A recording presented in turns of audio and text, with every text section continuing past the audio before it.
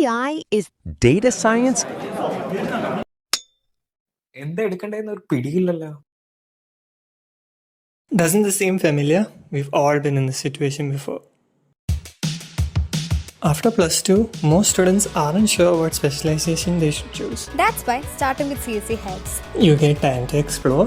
With the right guidance to choose what fits you the best. Learning doesn't only happen in the classroom. That's why there are many communities like IEEE, TinkerHub and IEDC to name a few. We have TinkerHub useless projects, TinkerHack and other hackathons along with our major college fest, Adbe, Mudra and TechForce. The college offers placement and skill enhancement training along with internship and placement opportunities from major IT companies.